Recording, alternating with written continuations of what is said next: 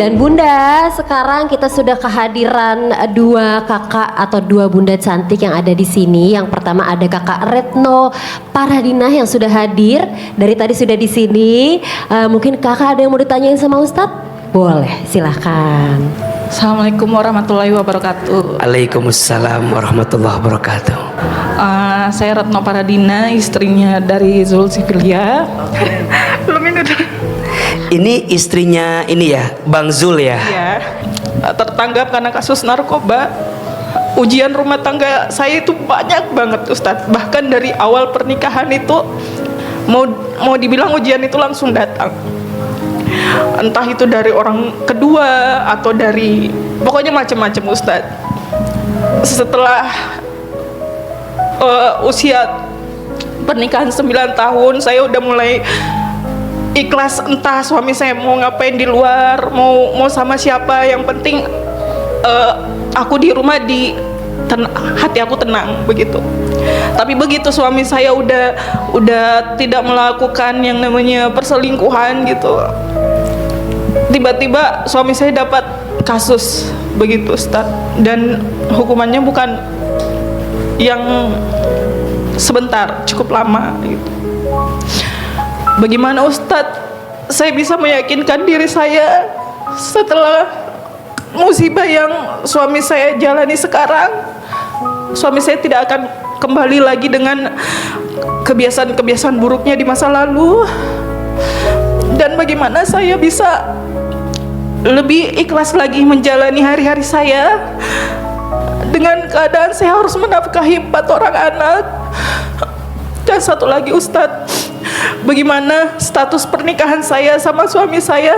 Apakah saya harus melakukan akad nikah lagi setelah suami saya keluar apa tidak? Seperti itu Ustadz.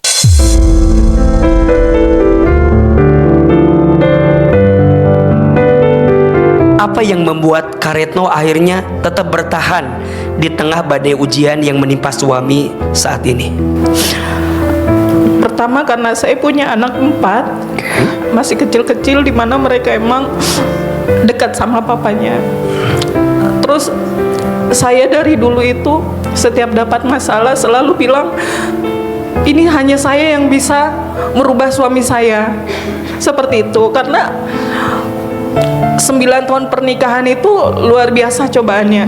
Ada aja yang hadir di tengah-tengah rumah tangga kami. Cuma saya selalu berpikir ini cuma saya yang bisa merubah suami saya, cuma saya, seperti itu. Makanya ketika saya seperti seolah-olah tidak peduli sama suami saya malah terjerat kasus yang besar. Masya Allah, tabarakallah. Iya, itu adalah jawaban yang sangat menyejukkan. Ada satu kata namanya ikhlas. Namanya apa? Ikhlas. Ikhlas itu secara bahasa artinya bersih, suci, bening. Maksudnya ikhlas itu saat kita membersihkan hati bahwa semua yang kita kerjakan semata-mata untuk siapa? Allah. Itu ikhlas. Rumah tangga itu ibarat segitiga. Ibarat apa? Segitiga. Segitiga itu sudut kanan kirinya suami istri, sudut tengahnya atas Allah. Jadi rumusnya gimana agar suami istri semakin dekat, semakin erat, semakin baik hubungannya? Sederhana, dekati Allahnya. Suami mendekati Allah, istri mendekati Allah, nanti bertemu titik tengahnya. Disitulah pertemuan yang menyatukan dua hati itu sehingga saling mencintai dalam kebaikan. Kalau suaminya jauh dari Allah, istrinya jauh dari Allah, maka yang terjadi bukan makin dekat rasa cintanya, malah makin jauh. Sekarang pertanyaannya, Mbak Retno lihat Bang Zul di dalam tahanan, membuat beliau lebih dekat dengan Allah atau tidak? Iya benar. Ya. Dia lebih dekat dengan Allah. Luar biasa, bahkan perubahannya itu sangat jauh. Bahkan dia selalu bilang ke saya selalu doain semoga Allah jaga hati kamu buat aku biar kita nanti bisa bareng-bareng lagi. Ya. Kamu jangan lupa setiap kali berdoa doain aku juga di sini. Iya. Biar bisa bersatu lagi. Betul. Dan kalau ditanya apa yang membuat Mbak Retno bisa bertahan hebat sampai hari ini, mohon maaf, boleh jadi karena kuatnya doa Bang Zul dalam tahanan, Betul. yang membuat hati seorang istri tetap bertahan dalam segala keadaan yang ada. Maka doa itu merubah segalanya. Doa itu kekuatan orang beriman. Dan Mbak Retno, Bang Zul, pernikahannya tetap ada, tetap masih berjalan, karena tak ada kata-kata talak yang keluar, tidak ada kata-kata pisah yang diikrarkan. Maka walaupun di balik tahanan jarak memisahkan, tapi doa bisa bertemu, saling bertautan dalam setiap perasaan hati yang ada di kehidupan kita. Bunda-bunda cantik di sini yang sebelah mana? Sebelah mana? Sebelah mana? Oh, ini di sebelah sini Yang sudah depan. standby. Oke, Silakan. Assalamualaikum warahmatullahi wabarakatuh. Waalaikumsalam warahmatullahi wabarakatuh. Perkenalkan, nama saya Cinta, saya dari Bogor. Sebelumnya saya mau bercerita dulu. Saya pernah menikah sebelumnya, Ustadz. Dan sekarang saya single parent. Selama saya menikah itu saya mengalami diselingkuhin.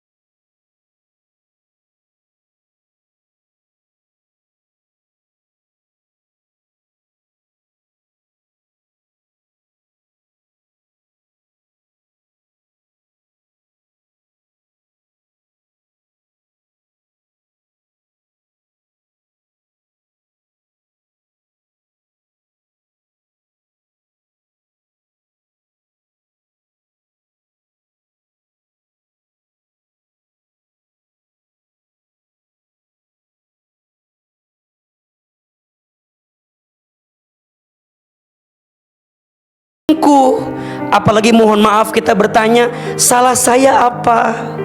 Kurang saya apa? Makin bertanya salah saya apa? Kurang saya apa? Makin sakit atau tidak? Ya, makin sakit. Apalagi kalau perbandingannya dunia. Kan mohon maaf ya, sering ada bahasa begini, Ustadz, kenapa ya suami aku teh? Padahal kalau lihat fisik aku lebih cantik dibanding yang yang selingkuhannya itu kan.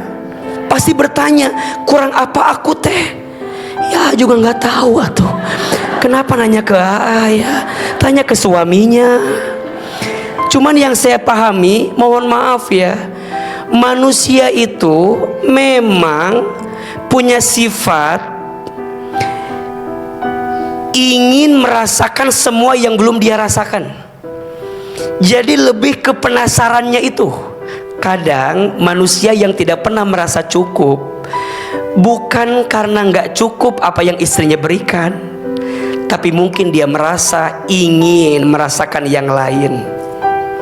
Dan itu nafsu, dosa yang syaitan bisikan kepada orang yang berbuat dosa. Betul? Suami ya sudah menyakiti kita, tapi biasanya Allah akan menyiapkan bahagia yang lain. setelah luka hati yang pernah ada di hati kita. Betul? Ada anak sama kakak, jadi ibu yang baik, tumbuh besar bersama anak. Nanti biar anak itu yang akan menyembuhkan luka dari semua perasaan yang pernah ada. Belajar aja dulu satu, menerima. Siap? Ya Allah. Semoga Allah obati dan basuh luka hati yang pernah ada. Amin ya rabbal alamin. Allah itu dekat, yang jauh itu kita. Maka setelah ini dekati Allah, jangan jauh dari Allah. Karena yang membuat hidupmu sulit bukan keadaannya, karena yang membuat hidup kita sulit karena jauhnya Allah di hati kita. Perbaiki hubungan kita dengan Allah, maka Allah akan perbaiki hubungan kita dengan siapapun. Jangan berharap kepada selain Allah, karena berharap kepada selain Allah hanyalah patah hati yang paling disengaja, dan biasanya kita akan mendapatkan kecewa dari perasaan hati yang seperti itu. Angkat kedua telapak tangan, tundukkan kepala kita, tutup kedua mata kita. Seandainya bisa menangis, menangislah. Semoga air mata yang menetes semakin menguatkan doa-doa kita dikabulkan oleh Allah. Aminkan dalam hati masing-masing. A'udzubillahi minasyaitonirrajim. Bismillahirrahmanirrahim. Alhamdulillahi rabbil alamin. Hamdan syakirin hamdan na'imin. Hamdan yuwafi ni'amahu wa yukafi mazidah. Allahumma salli ala sayyidina Muhammadin sallallahu alaihi wasallam wa ala alihi wa sahbihi ajma'in. Ya Allah, ada di antara kami yang sedang diuji dengan rumah tangganya. Ada yang pernah dikhianati, ada yang pernah ditinggal pergi, ada yang pernah dilukai, ada yang diuji dengan orang tuanya karena kecewa dengan sikap orang tuanya. Ada yang diuji dengan pasangannya, ada yang diuji dengan orang tua dari pasangannya, ada yang diuji dengan anak-anaknya, ada yang diuji dengan kesehatan dalam tubuhnya, ada yang diuji dengan urusan ekonominya. Ya Allah, Engkau tahu isi hati kami, ya Allah. Jika semua ujian itu terjadi karena dosa-dosa kami, ya Allah, kami mohon, jika semua ujian itu diundang karena dosa kami, berikan kami kesempatan bertobat sebelum kami wafat, ya Allah. Maafkan kesalahan kami sebelum kami kembali kepadamu nanti, ya Allah.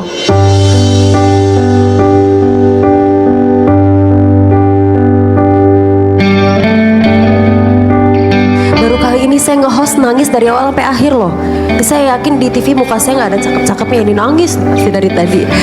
Masya Allah, bunda-bunda saya yang ada di sini, berdoalah kepada Allah dalam keadaan yakin, dan insya Allah akan dikabulkan. Dan ketahuilah bahwa Allah tidak mengabulkan doa dari hati yang lalai. Jadi marilah pemirsa dan para jamaah berdoa setulus mungkin dan seyakin mungkin, karena Allah akan mengabulkan semua doa-doa kita.